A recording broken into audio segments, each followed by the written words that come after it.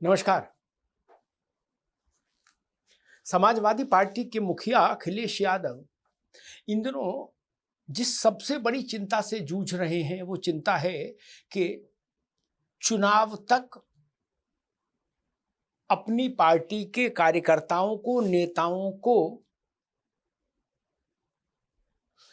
संयमित ढंग से बोलने के लिए कैसे राजी किया जाए।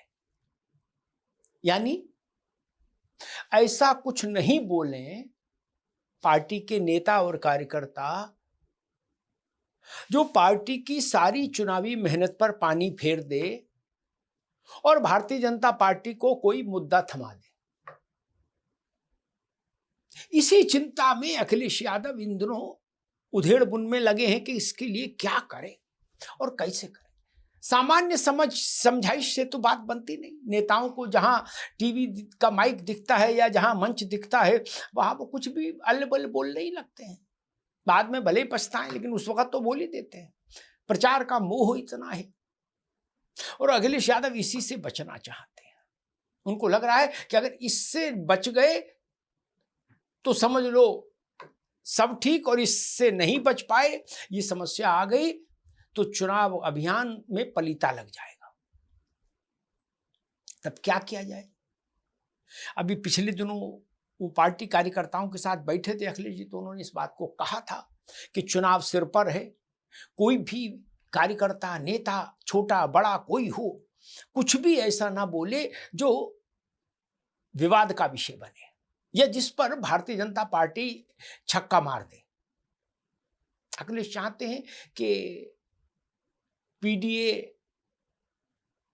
बेरोजगारी, राम मंदिर में चढ़ावा चोरी, पानी बिजली सड़क की स्थिति प्रदेश में, इन सब के इर्द गिर्द पार्टी का अभियान रहे।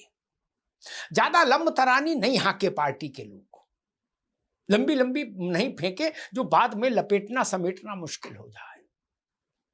तो इसके लिए अखिलेश यादव एक आचार संहिता तैयार करा रहे हैं। आचार संहिता बोले तो एक ऐसा प्रपत्र तैयार करा रहे हैं जिसमें उस बात का उल्लेख होगा कि नेताओं को, कार्यकर्ताओं को क्या बोलना है और दूसरी तरफ क्या नहीं बोलना है। क्या बोलना है से ज्यादा जरूरी है अखिलेश यादव के लिए कि उनके नेता कार्यकर्ता ये समझें कि क्या नहीं बोलना है और किसी कीमत पर नहीं बोलना है। अखिलेश यादव हिंदू मुस्लिम के बवाल में भी नहीं फंसना चाहते। वो चाहते हैं कि पीडीए और कुछ सॉफ्ट हिंदुत्व मिला के एक पॉलिटिकल कॉकटेल चले सपा में। मुसलमान और हिंदू वाले खेल से अखिलेश कोसों दूर भाग रहे हैं। वो जानते हैं कि ये रास्ता समाजवादी पार्टी की संभावनाओं को धूमिल कर देगा। इसलिए अब वो एक ऐसा पर्चा तैयार करा रहे हैं। उनके शब्दों में कहें तो पर्चा तैयार करा रही पार्टी, और वो पर्चा सबको दिया जाएगा, छोटे से छोटे कार्यकर्ता को और बड़े से बड़े नेता को। शिवपाल और रामगोपाल से शुरू करो और नीचे मोहल्ले स्तर तक के कार्यकर्ता को, और सबसे कहा जाएगा इसको याद कर लीजिए, जेब में रखिए, इसकी कई कॉपी करा के गाड़ी में, दफ्तर में, घर में अपने रखिए, फ्रेम करा के रखिए, रोज सुबह इसको पढ़िए, रात में सोते समय पढ़िए, लेकिन इसमें खींची गई लक्ष्मण रेखा का उल्लंघन मंजूर नहीं होगा।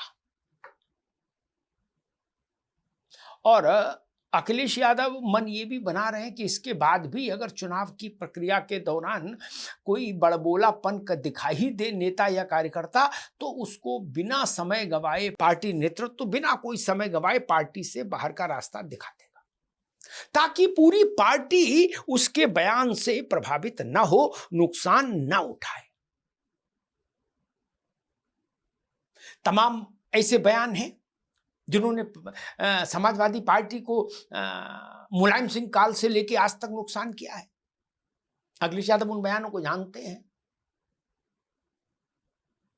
बहुत सारे बयान तो आजम खान साहब के ही नाम है, भारत माता डाइन है।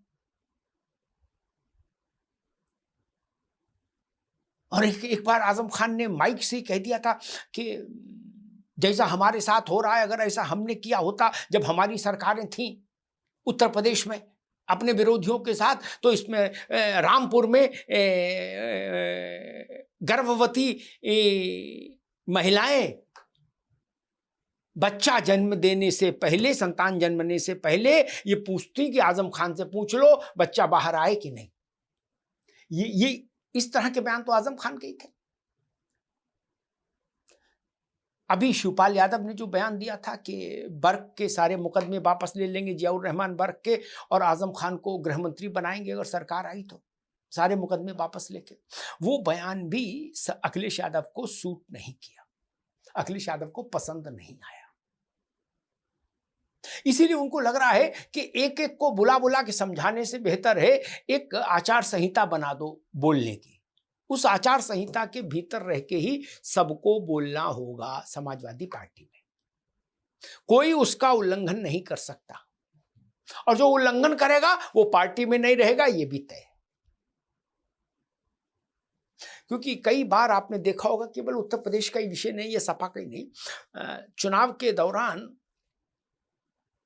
एक कोई कमेंट ऐसा आ जाता है जो पूरे चुनाव की दशा और दिशा पलट देता है, फिर सारी पार्टी मिलके उस पर धूल डालते रहो, पानी डालते रहो, वो मुद्दा ठंडा नहीं होता, ये जान लीजिए। बस यही डर है अखिलेश यादव को।